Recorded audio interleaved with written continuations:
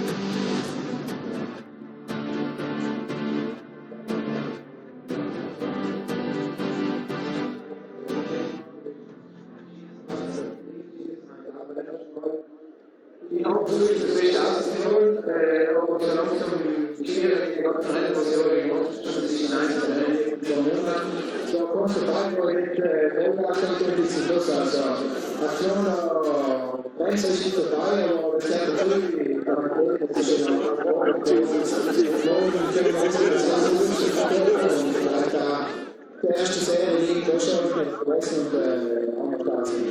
Ich muss sagen, muss man sich mehr Rückfragen nach vorne haben. Na, eigentlich hätte man so viel mehr Vordergrund, das ist mir am Morgen oder am Morgen. Der Vordergrund ist nach den Strecken, draußen, das sind wirklich alle 3 Jahre, da bin ich mal rein, und man versucht auch noch das Beste auszuwerten, das der Ort von Jürgen, und das ist schon schwieriger, gegen die Alltag, und der Klima ist nicht einfach nicht, als ich mehr an den Kunst. Wir haben jetzt hier die Vorbereitung von Rückmeldung, morgens von Massenschlagen, das Wochenende ist ein nur mit der Richtung der Glasgow, Osten, auch die Schweiz, und die Vorbereitung, ja. Das war so ein anderes Projekt, wir machen die absoluten Überlegungen. Jetzt werden wir schon das. Ja, das ist ja schon, was ich mir selber es ist Wahnsinn, dass das bei uns so wird, also ich freue mich, was man eigentlich wird, wenn wir im konventionellen Moment, weil es ist ja auch ein Ding, aber das Geld und der Weg durch die Straße, und was ist wenig, und ja, egal, ob es so ist, dann ist das eigentlich mal schick und alles. Und das wird sicher, dass du wieder ganz vorne sein wirst. Also, das ist so. Danke. Das ist ja für unsere echte Information.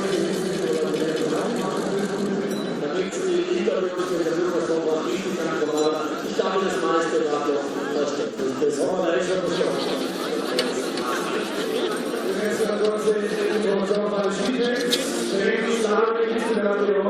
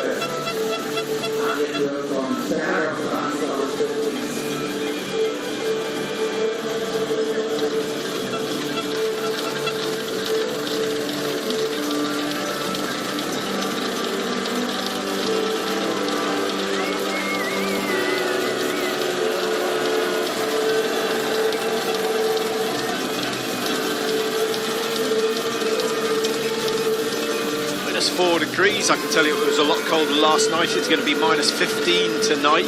And those up in the north or the central part of Scotland will sympathise, because I think they've had similar temperatures over the last 24 hours. A little bit of precipitation. The snow is coming down, and that only happens on 4 days a month in January, February and March. That's 4 days too many for a lot of people, but to put it in perspective, if you compare that with Aviemore, where they get 25 days of precipitation a month throughout January, February and March. Well, hey, there's good snow up there at the moment, back in Aviemore, and as you said, freezing there last night, -13. Well, the tracks look fantastic. The atmosphere is always electric here in the northern part of Italy, known as the South Tyrol. Bizarrely, if you go another 5 kilometres north, you get into East Tyrol, as opposed to North Tyrol. But that's over the Austrian border, of course. It is a stunning area, and that's why so many fans from Scandinavia, Russia, and of course the Germans come down en masse, hoping to see their athletes take the top slot. In the men's races, everything's been dominated by this man, Johannes Tingesbo, and Mike, he's been on sensational form this week. And interesting what Johannes said after his wonderful performance yesterday. He hit all the targets. He said that's one of his, if not the best performance. Everything was great. Skiing was great. The shooting was impeccable. Yeah, it was his perfect day. Well, he said you don't have too many perfect races. He's absolutely right. But I bet if you asked him, he'd swap yesterday's race for a perfect race in a month's time. Yeah, I think he would. And so much success from both these top athletes, Fourcade and Johannes Tinges. You would just expect them to have a bad day, and I'm thinking maybe that day is today for both of them. It's unlikely. And on the Olympic theme, Mike, the men's races start on the 10th of February and they run all the way through to the 23rd. So a couple of weeks of fantastic action out there in South Korea. That's Jakub Fak still up in 3rd place in the World Cup standings, but there's just a sign that his form is starting to slip away. In the mass start in Ruhpolding, he cleared 20 targets and he still only managed to finish in 10th. Anton Chapulin, there's a man on the up. Martin Fourcade, he's been up there all through the season, hasn't been off the podium so far. I know you've heard that before, but you've got to keep repeating it because it is a fantastic feat. But I just try to compare him to other winter sportsmen. Ingemar Stenmark, 41 successive podium finishes. That puts Fourcade 17 in the shade somewhat. That's incredible, absolutely incredible. In this sport, with so many factors though, the shooting, the weather, the groups, it's pretty good.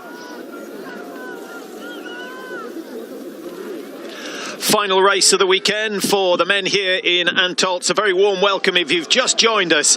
And the distance, 15 kilometres. It's the mass start, the top 25 in the World Cup standings, plus 5 athletes who've been on form. Jacquelin, Bjørntegard, Kern, Simon Fourcade and Vladimir Chapelin fall into that bracket. So a real opportunity for them to impress and to improve their position in the World Cup standings, because the top 40 in a race get points.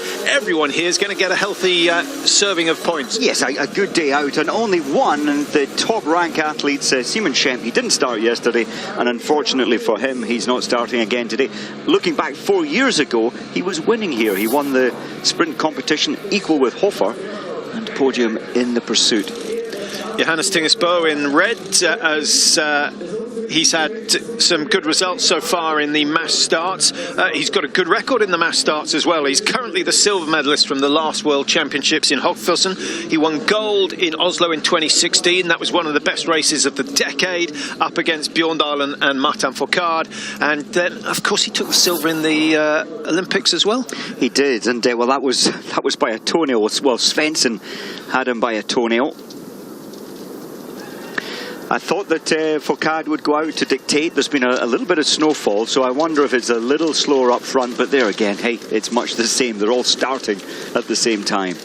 And we had a chat prior to the start, Mike. You thought Fourcade would want to control the pace in the early stages, as he has done over recent years. He likes to be in front, and he will pick his time to make the break, and no one ever seems to say, well, I'm going to go before him and ruin his race plan. I'm surprised that nobody's ever wanted to challenge him, because he's been the fastest, but Johannes, until now, yeah. Yeah, and that's where I think that there could be a little bit of gameplay here. If Johannes is feeling good again today, maybe he'll just want to set a very strong pace over this first 3 kilometres.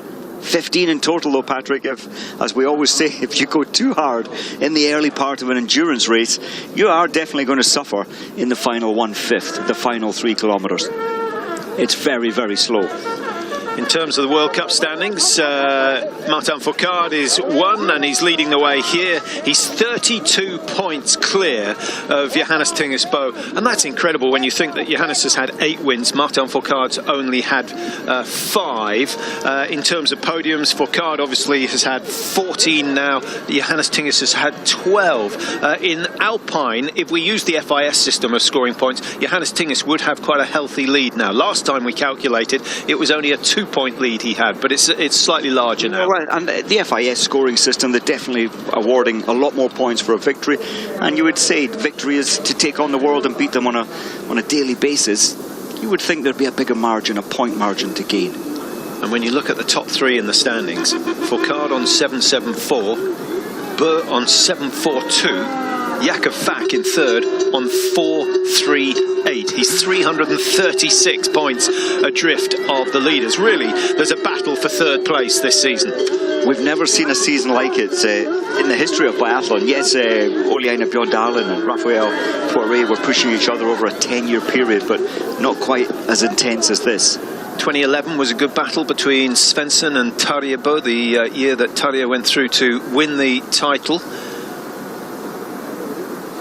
And Svensson, we must big up Svensson from yesterday. It was a good performance on the range. He moved up from, what, 32 to 5th, I think it was, in the pursuit competition. 3:39 through to the 1.6. It's not slow by any means. You take a club skier and they wouldn't be seen for another minute and a half at this stage, but it's not quick either, and we can always use the fact that the field is fairly bunched up as an indication of the pace being set at the front. Fourcade generally goes on either the 2nd lap or the 3rd.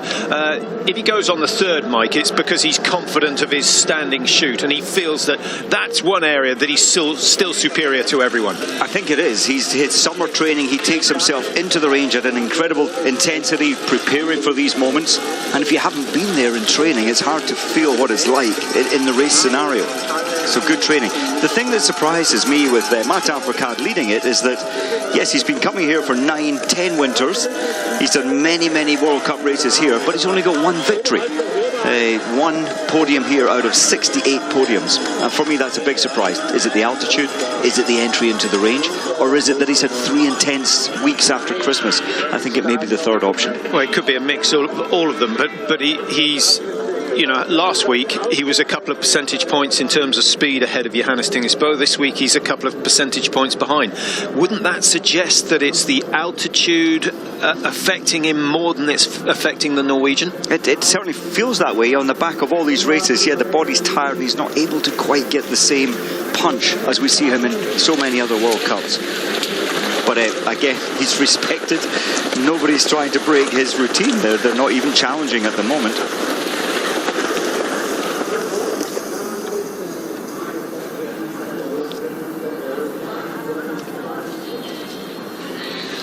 Well, the setting is quite fantastic here in Antolz, and the fresh snow just adding to the atmosphere.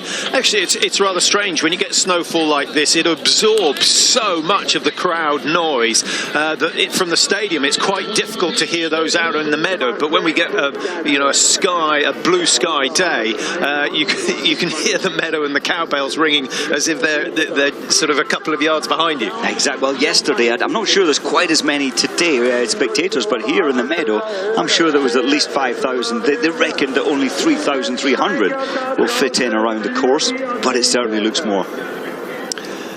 Well, there you see the crane where the aerial shots are coming from, and they'll focus on Fourcade as he comes in to shoot. He's got his teammate just behind him, and the French have got a very strong squad now. If anyone's going to put pressure on the Norwegian team in the Olympic relay, it should be the French, but they don't have a brilliant record in the majors in terms of getting all 4 of their athletes to perform well on the same day. It's strange, but I think the French team, we've seen it with the new athletes that bring through, they've got a very strong team now, and of course 1, 2, 3, 4, 6 Frenchmen in this race today. Now, the last mass start was this time last year, actually. I don't know how much we can go on the previous results. Johannes Tingesbo won it with 20 out of 20. Quentin Fillon-Maillet was second. Anton Shapulin of Russia third. He's always good, and he's wearing number 4, Shapulin. I'd keep a careful eye on him. He'll take his time for this first shoot. And then Svensson, Martin Fourcade, and Jean-Guillaume Bertruc. So 3 Frenchmen in the top 6 last year, and they'll be hoping for more of the same today. The wind kind at the moment, but Antolz is one of those venues where the wind can suddenly come, blow your hat off, and then 30 seconds later it's dead calm again. It's so calm at the moment, so but will anyone risk fast shooting? Certainly the only one I can think of will be Eder, 4th from the top there on the screen. He hasn't got the first shot off though, and he's missed the first shot.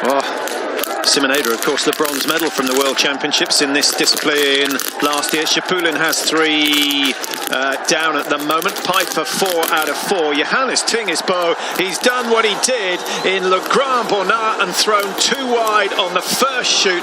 I'm not sure what's caused that. He's been so focused on his prone shoot in recent weeks.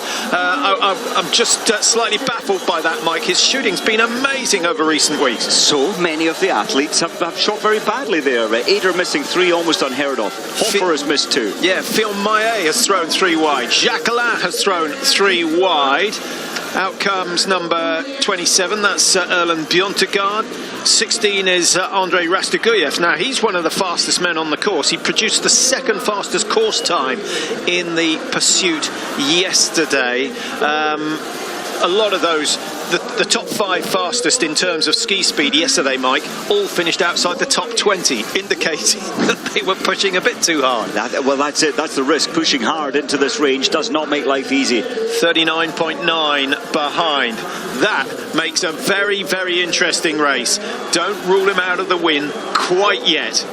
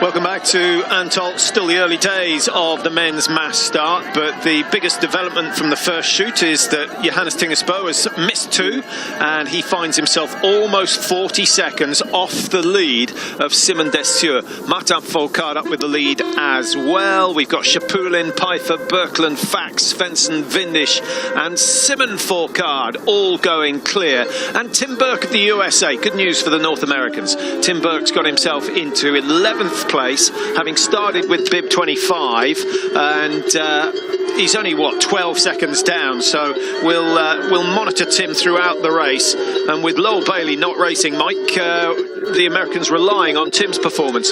Yes, very much, and Tim did do very well, performed very well. His shooting was great yesterday, and so far so good.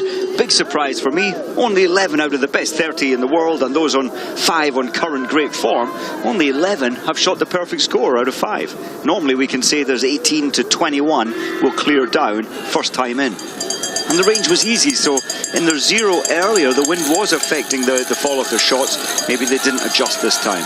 No, I'm just wondering whether Dessure has been asked to keep the pace high, because when Johannes Tingesbo makes mistakes, Mike, you've got to capitalise. You can't afford to have a slow lap and allow him to get back into the race.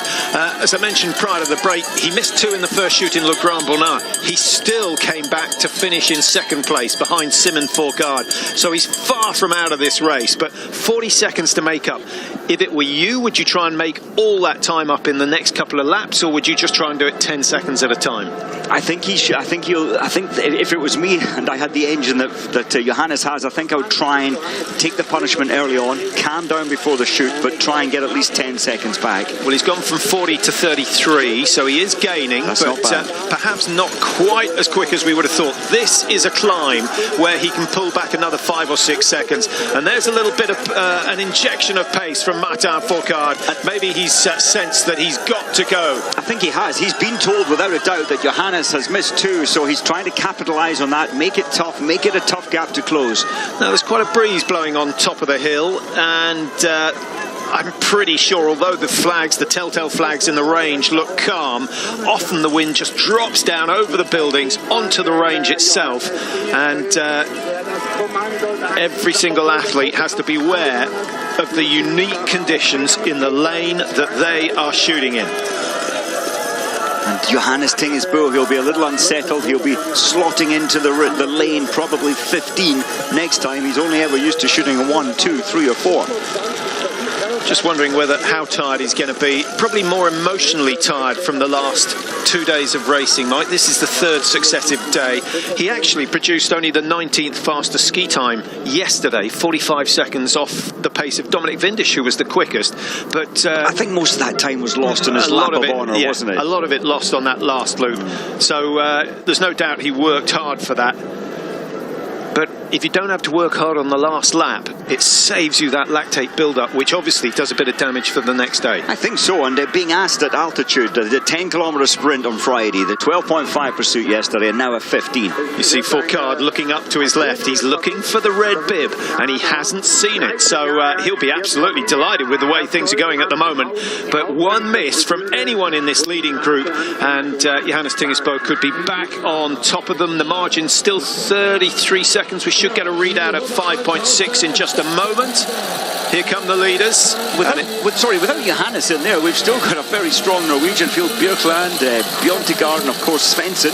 Svensson looking good. He's in this top group, and he's not overworking. It's not stressing him at the moment. Svensson 3 from the back of this particular group, tends to lead with that left hand.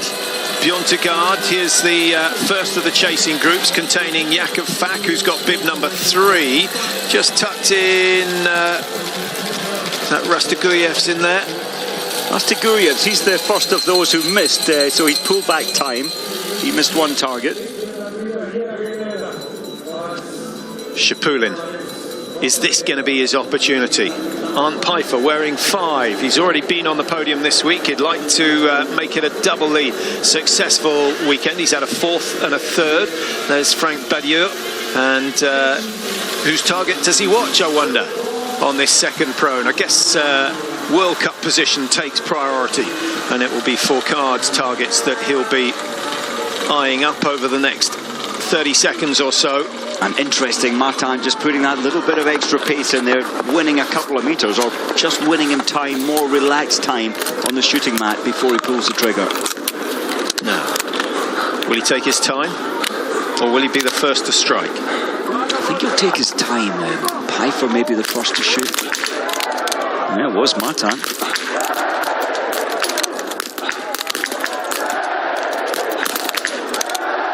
Just feel Shapulin is on a mission today. He wants the top part, but he snatched. He was almost rifle on before he squeezed the trigger. Well, the miss from Shapulin obviously distracting Fourcade, and an opportunity for Svensson and Pfeiffer to get a taste of the lead.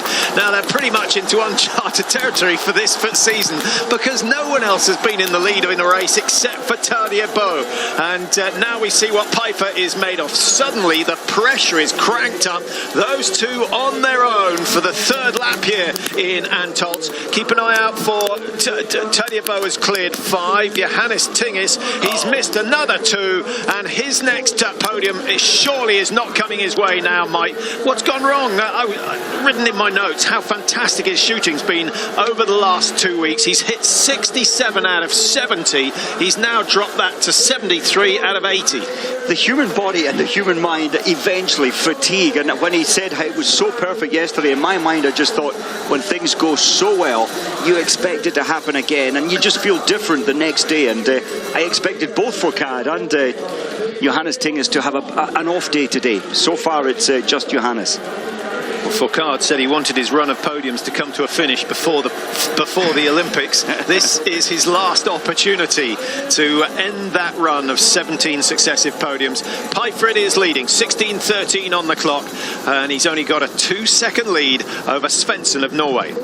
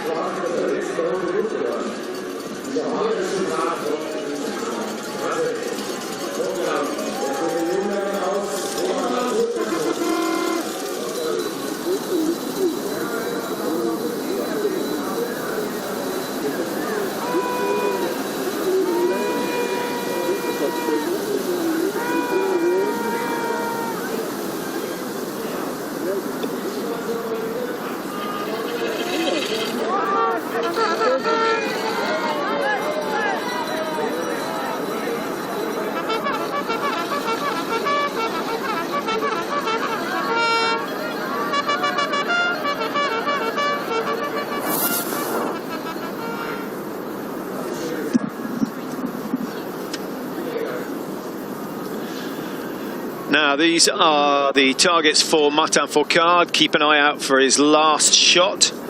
I was thinking it would be down at 7 o'clock. Well, it's 9 o'clock. Interesting, and that's often like Schipulin probably left as well. You're snatching it, you're not following through.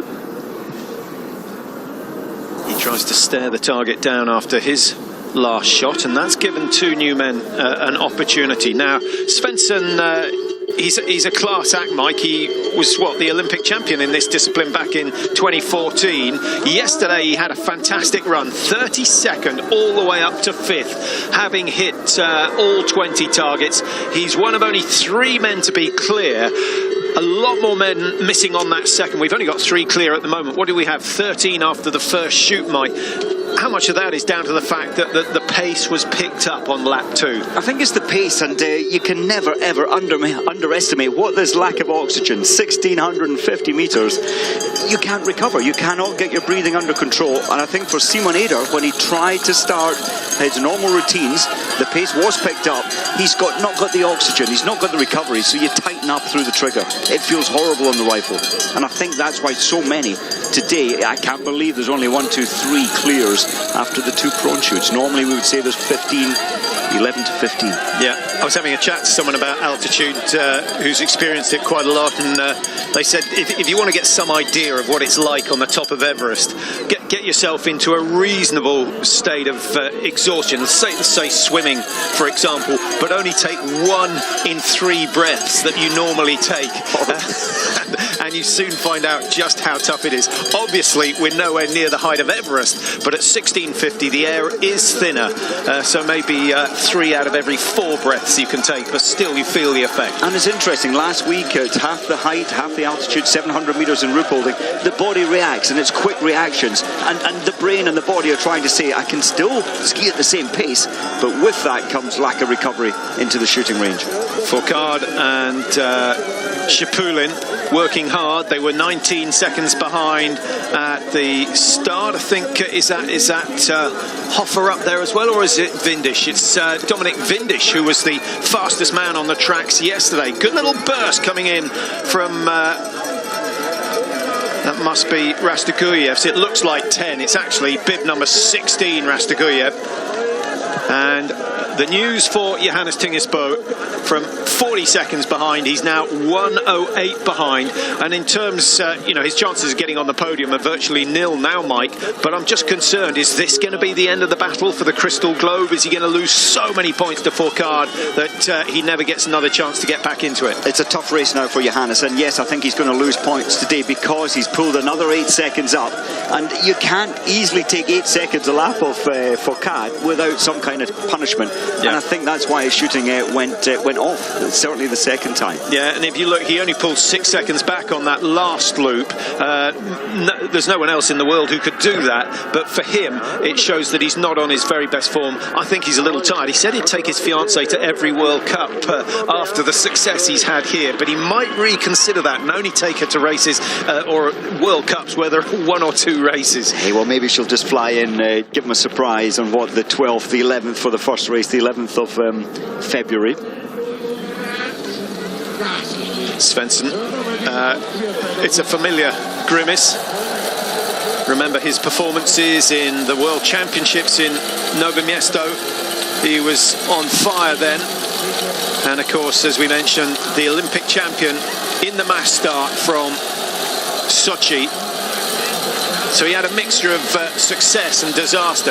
Martin Fourcade, from 19 seconds, he's got it down to 10, and he's going to come in alongside Pfeiffer. Now, Chapulin has decided not to go with that pace, Mike, and we'll see whether Martin Fourcade can recover from this. It just shows the strength that Martin has. Chapulin will have tried, and he did try to stay with it, but clearly it was poisoning him. It was too much effort, and I think that's a wise decision for Chapulin, just to hang back a little. He needs to get all 5 next time. You recognise the style of Benedict Dole. Keeps those legs a long way apart on his skate 1. He's leading that chase group. So in come the 2 leaders.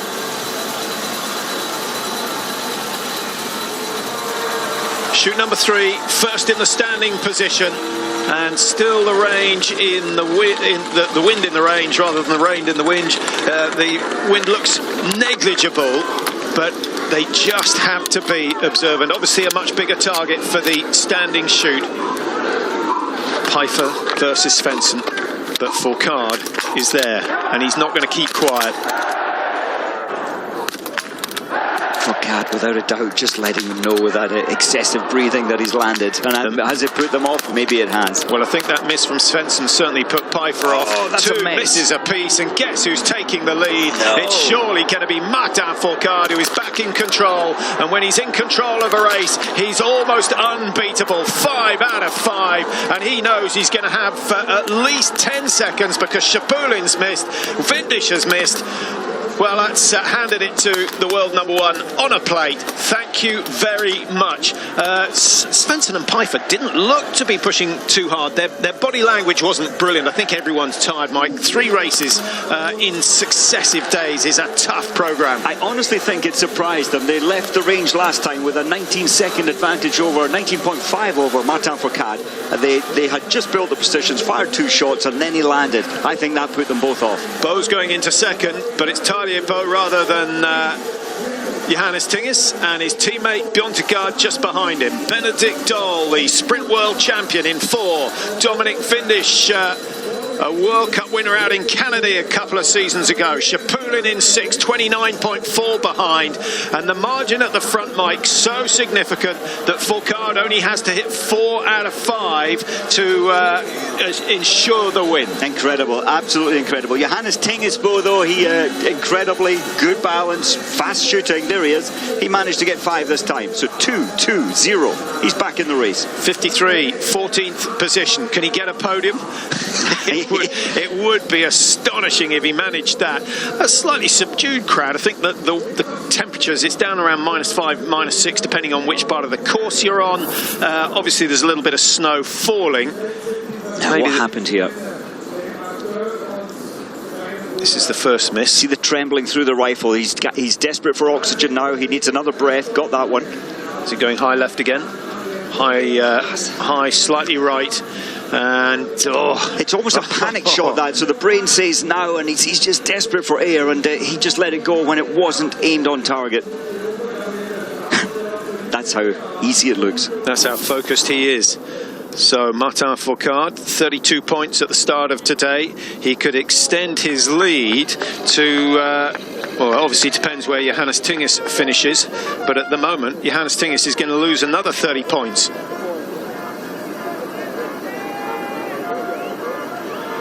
Great race for second place, and it's between two Norwegians, Tadebo and Bjørntegard in there as well.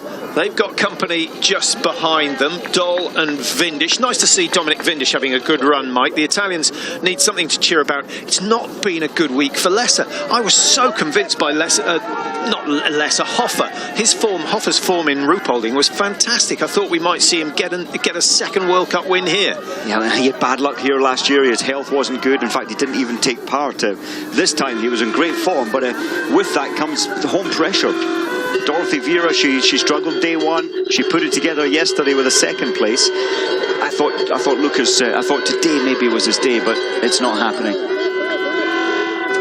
Bjørntegard, though, on the other hand, he's one of the 5 on form here who's made it into this top 30, and this has to do his case so much good to get positions in the races at the Olympics. 23 seconds to play with. Martin Fourcade over these two men.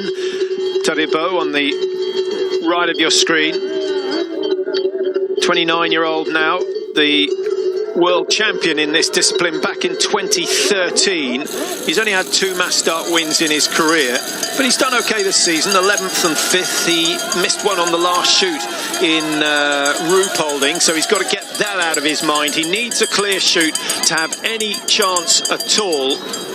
Oh, Martin, he's just got an extra gear. He's got the lead again, and the body language, they force you pressing through the edge there and there. Martin is just raising up a little more, so I think he'll be extending his lead. So 22. Well, it's actually much the same. Well, it's been cut by a fraction of a second.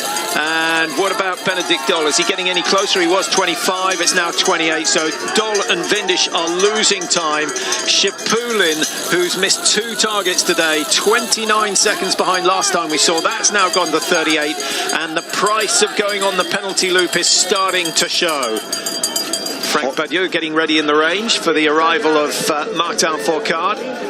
He'll be fairly confident that France are going to take another win.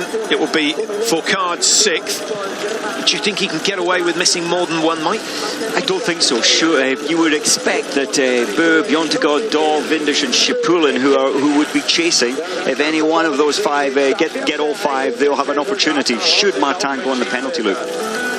Don't know why, but I'm just feeling that Martin, he's maybe got 1 or possibly 2. Depends how hard he takes his final approach to the range. But he will know from the last split, and there are plenty of French coaches around the course, particularly at the top end of this meadow. He'll know exactly how much time he has to play with, and he'll have to make the decision. Does he slow the pace down as he comes in to shoot and give himself a better chance, or does he keep the pace up to keep that margin at over 25 seconds, which of course is the amount of time it takes to do a penalty loop? So does he earn himself a miss, or does he take it calm and make sure he hits 5? You know, he's probably just thinking, I'm going to hurt and hurt and hurt, so I'm hurting the rest and I'll take whatever comes. He's so used to shooting under this kind of pressure.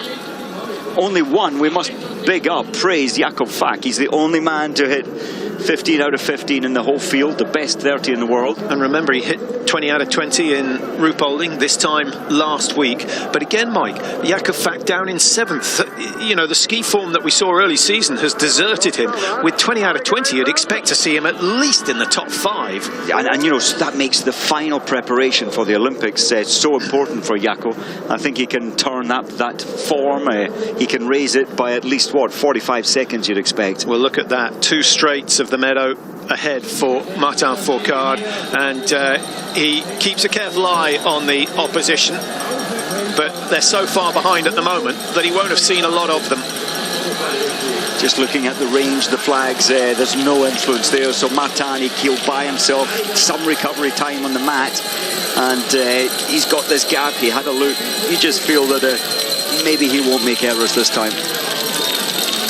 68 wins to his name. Can Svensson or Bjørntegard or Tadej, can someone do something about it? Svensson, incidentally, 2 misses. He's some 40 seconds off the leader. The margin between first and second, as you can see, has gone from 22.5 up to 26. So Martin Fourcade has gone for the hard work option, Mike, to try and make sure that he's got at least a penalty lap in hand.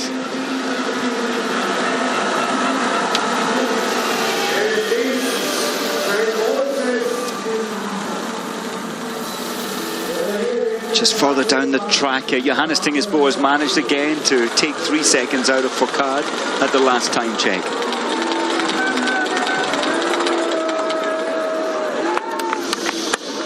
A real opportunity to extend his lead in the World Cup standings to over 50 points.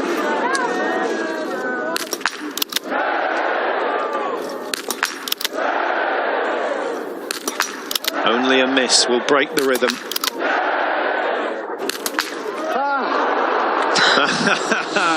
He missed one on the second shoot. He's got to miss one on the 4th shoot.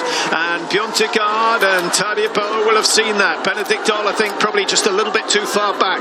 It's got to be quick and it's got to be accurate. Do they take the risk, or do they defend what should be a certain podium finish? Tadej has taken the risk and missed. Bjørntegard now. Not sure Bjørntegard could outsee Fourcade even if he does hit all the targets. No, he's missed one. So it's up to Vindish and Dahl. The crowd responding to Benedikt Dahl's shots. And they like it. This is the best we've seen from Benedikt so far this season. He throws one wide. And Fourcade gets another easy lap. He's going to be at least 150 metres clear. Bo has missed again. Johannes Tinges to make a total of 5 misses today. 5 penalty loops. That's just what he didn't want. Fack with a miss. Shapulin with another miss. It's not going to be a second podium finish for him. Well, interesting, Mike. What a day. The most perfect day in terms of wind influence or not. And this is fatigue, mental fatigue, physical fatigue to see such... It's not poor shooting, it's still good shooting, but seeing so many big names missing. Benedikt Dahl comes out, and behind him is Johannes Kern, and this would be a feather in Kern's cap if he can overtake Benedikt Dahl. Not an easy task. Those two do a lot of training together, and he's got what? He's got some 15 metres to gain on his teammate. Out comes Johannes. He's down in 7th place. Are we going to see some fireworks from him on the last lap? He's only got to gain, Mike. If he gains 10 seconds, he goes up to 5th. Is a podium possible? 20 seconds on Bjørntegard? I'm not sure. It's unlikely, but when your name's Johannes Tingesbo, in his brain right now, he'll be thinking, I'm trying to put myself on the podium again. 5 misses, look at that. Lots and lots of damage done. 750 extra metres.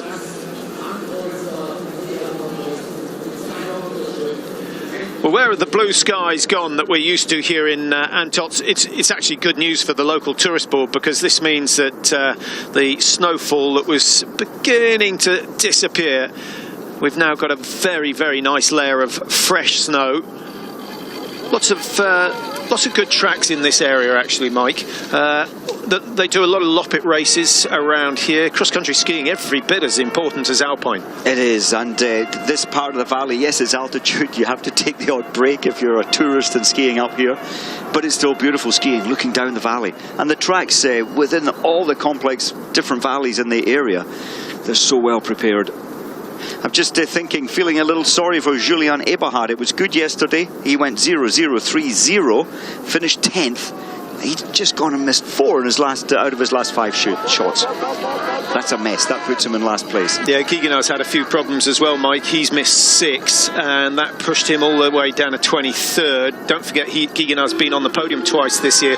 Good shooting from Andrei Morovitz, but he's down in 15th, slightly surprisingly, 105. He's another man who's coming off the boil. He's got to do something, maybe a little bit of rest. Most of the teams, Mike, are giving their athletes 3-4 days off just to relax. Dalmar said she'd go and do some ski touring. I'm not sure the coach is going to be too happy with that. But then I believe they're going to Hofilsen to train. Yep, the Germans are, yeah. The Belarus team are staying fairly local as well before they fly out to Pyeongchang. And then the Norwegians, I believe they're staying up here on the high plateau and then heading back home for a break.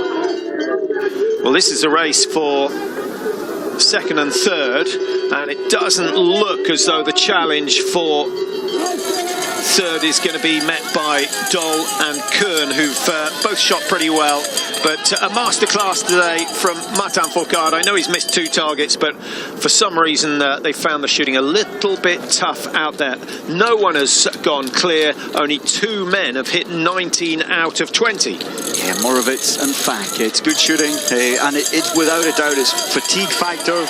3 consecutive days of racing after a busy Ruhpolding, a very busy Oberhof the week before. We've got a lot of tired legs out there today. Tarja Bo, I thought we might see, well, hopefully we will see Johannes Tingis coming through soon. He was 51 seconds behind. But there he is, so he has moved forward of Svensson, Shipulin's there with them. And he's 50 seconds behind, and it was 51.2. So running at much the same pace as his main rival, Martin Fourcade. Now I wonder which way this is going to go, Tarja Bo or Bjørntegard. Which one wants it more? Well, Bjørntegard to me looks just that little bit fresher. He's got just a little bit more of a spark in the legs on each drive, but if Tarja Bo can stay in his slipstream before the descent, then he'll have a chance of winning the sprint into the stadium. This is the battle for 4 and 5, and Johannes Tingis Bo is having a crack at catching them, Mike. He's closed dramatically on the 2 Germans, but he's running out of time. They break to the right, head down through the meadows, and there's only, probably 50 metres of uphill, probably 50-60 metres of uphill left, and that is where Johannes makes his ground. He's got 15 seconds to pull back though, Johannes. It's almost an impossible task on the terrain that's left. There's no other major climbs, and this journey through the meadows is quite simple. Well, Martin Fourcade started a winning streak in Le Grand Bonnat, which ran all the way through to race 11, which was the first of the Ruhpolding races. Then he's had a streak of runners-up positions, and he's going to get another win today. Question is, how many golds can this man take at the Olympic Games? If he's got one blot on his record book, Mike, it's that he hasn't got as many Olympic golds as we would have expected. No, it is surprising. That is the only downside. And you know, he went into the last Olympics as favourite. He came away with 2 gold, obviously in the individual and the pursuit, and I think it was a silver in the mass start. Well, this is going to be a great battle for second place. Bjørntegard doing very well. This is just the sort of weekend he needed to win himself a place in the individual races out in South Korea. And those 2 are just building up to a sprint finish, and they're getting closer and closer to Martin Fourcade. But Fourcade has got this one under control. Now, when does Bjørntegard light the fuse and try and break away from Tarja Bo? Well, Bjørntegard will be so wanting to get a podium. And I think Tarja Bo is struggling there.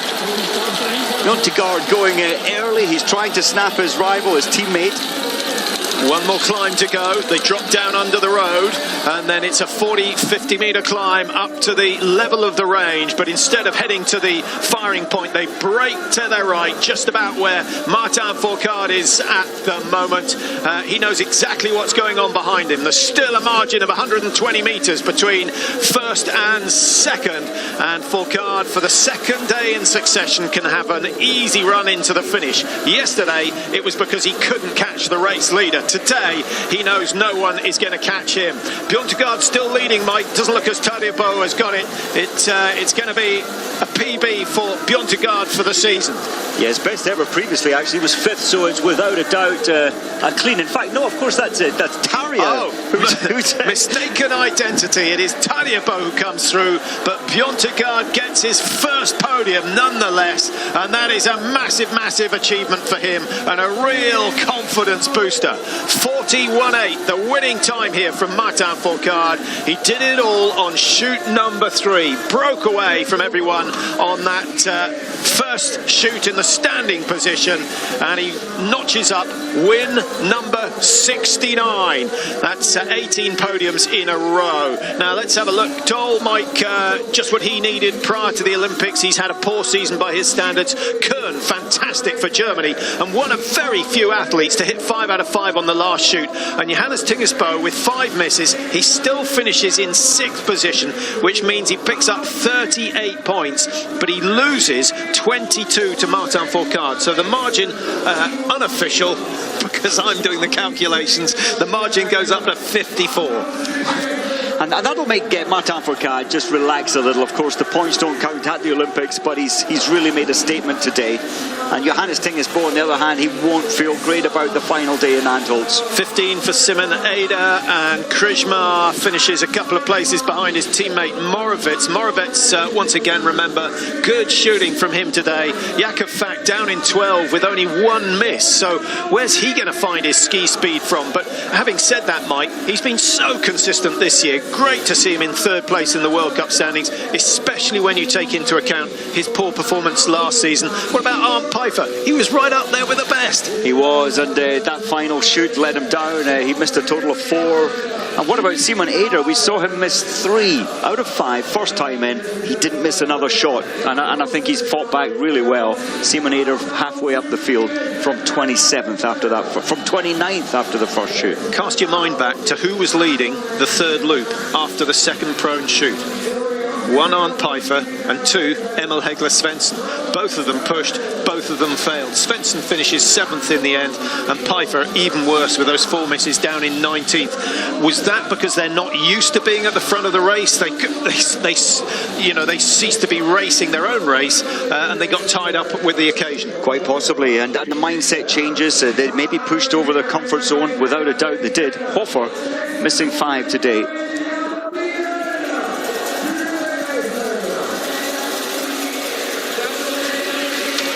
So it's a familiar story with France and Norway dominating the podium, but instead of Johannes Tingesbo, it is Tadebo who's back into 2nd place, and Bjørn Tegard, who gets a famous 3rd because he's never been on the podium before. Lars Hegler Birkeland, the shooting wasn't good from Birkeland, 5 misses, 257 down, and I guess the worst news for Birkeland is that Bjørn Tegard's had a stormer. Bjørn Tegard has, beating his personal best, which was 5th. He's now up into 3rd. He's now got a podium under his belt, and just before the Olympics. If you thought 5 misses was bad, sympathise for one Rastaguyev's 9 misses in all. So he's, what's he done? Almost done an extra 1.5 kilometres. Just what you don't need after 3 days racing. Rastaguyev's, and you know, we saw the evidence at the first World Cup. He was relaxed. The summer training, the special training he had in terms of shooting from an expert in Norway, a national shooting team member. It looked so good early season. Missing 9 is a horrible place to be prior to the Olympics. Emilien Jacquelin, and a mixed bag of results for him today. What was his shooting like? I think he missed 7. We'll just double check on that. But remember, he was 5th in the sprint, 6th in the pursuit, which guaranteed him a position in the French team heading to Korea. Julien Eberhard, another man who hasn't been able to find the targets today. He missed 8, but 4 of them were in the last 5 shots. That's a tough. He was pushing hard and just pushing too hard into the range. Very tough to take.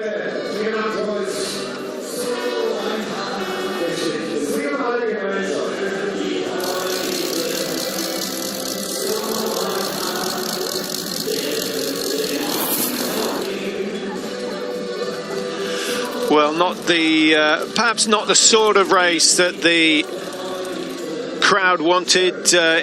As we said, a masterclass from Martin Fourcade under lots of pressure after 3 successive runners-up positions. He finally puts that right. He gets his 6th win of the season, and he was so far clear that there really wasn't any race tension at all. But we've seen a lot of those races already this season. But we've been spoiled also with the battle between Johannes Tingesbo and Martin Fourcade. Well, let's have a look at his stats. 69 wins in all, 130 World Cup podiums. He's getting closer and closer to that 50% mark of success. 18 podiums in a row now, if you include the 3 he got at the end of last season.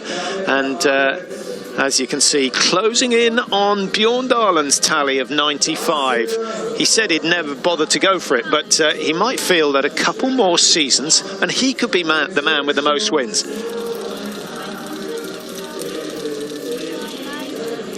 Well, there's lots of winter sport going on. There's plenty of snooker going on as well, and that's what's coming up next. The Masters in UK.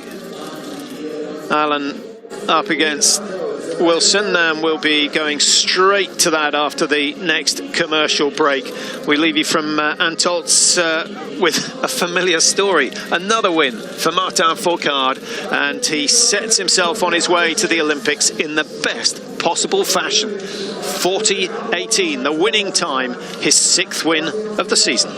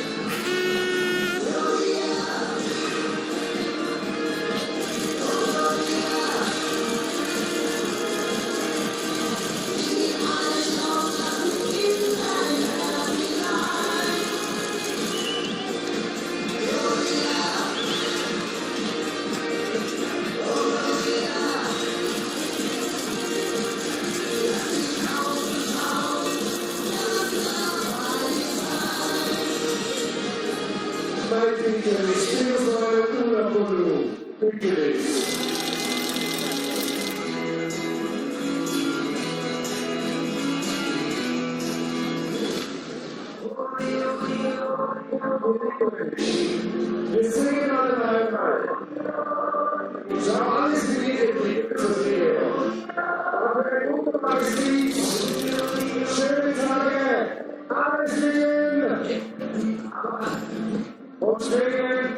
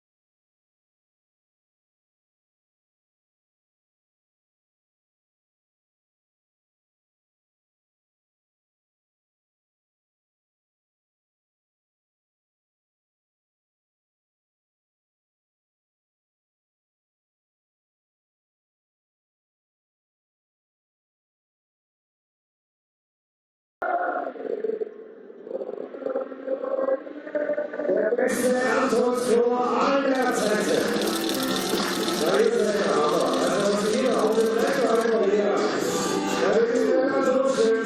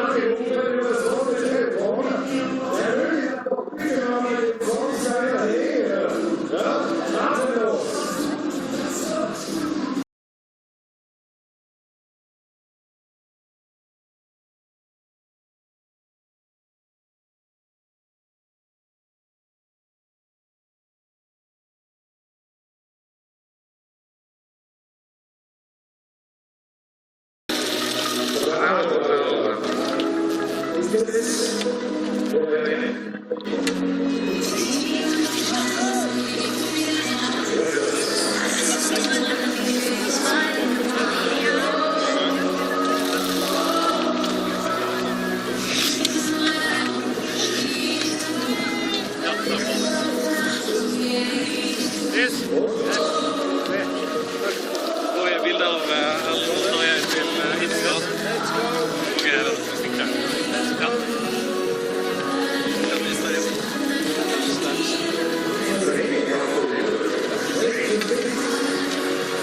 Hur ska vi sätta dig? On the bus. Let's go, let's go.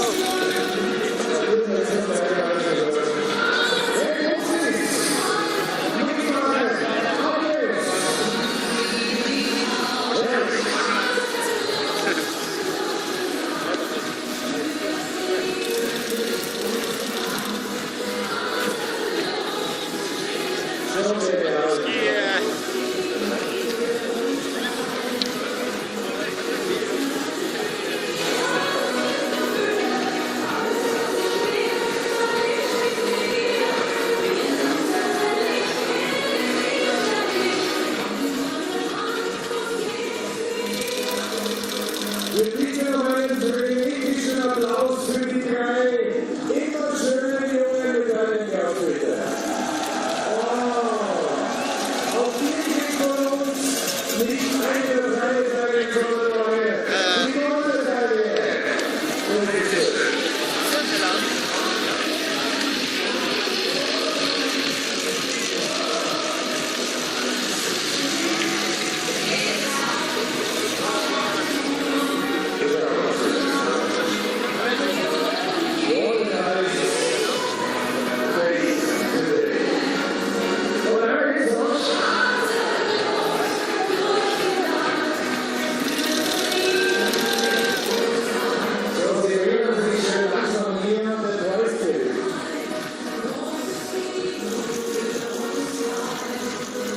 Folge auseinandergehen dürfen wir noch den Applaus für 1000 Helfer hier in der Atmosphäre. Danke allen, die auf der Strecke hier agieren, egal ob das Leben, Lebensleben, Wunsch gesetzt ist. So wie ihr da hängt auf die Bühnen hier fällt. Ihr seid die Beste. Ja, es ist ein leichtes Fünftel.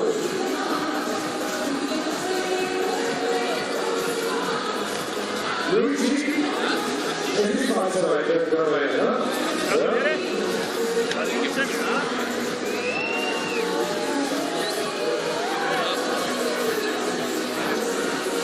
Richie, Teddy,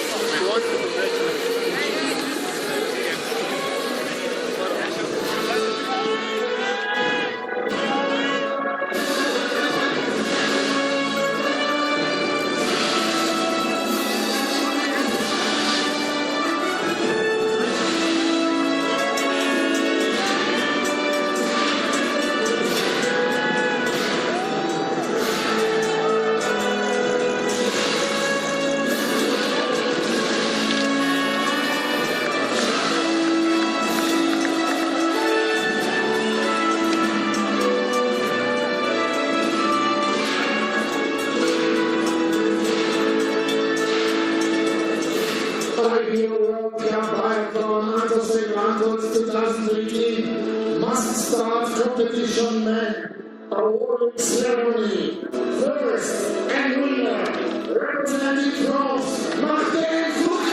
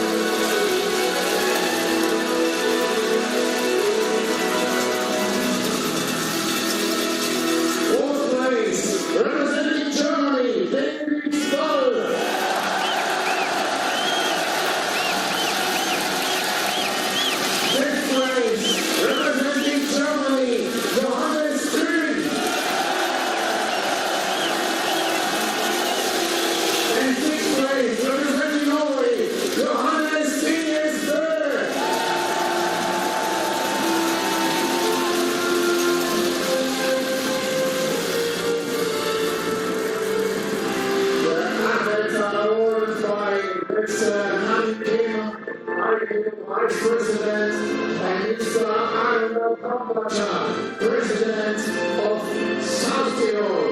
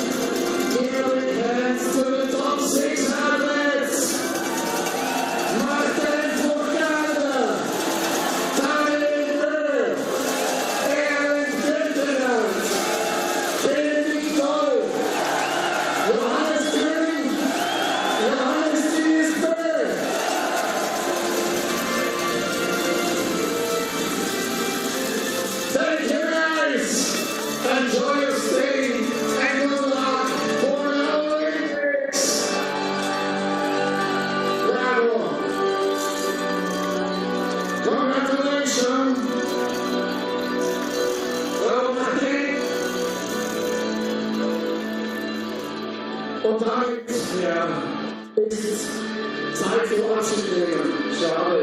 Dann kommt der Trainer. Ich glaube, Gratulation nur zu Leipzig und sein gesamtes Team für eine gewaltige Performance.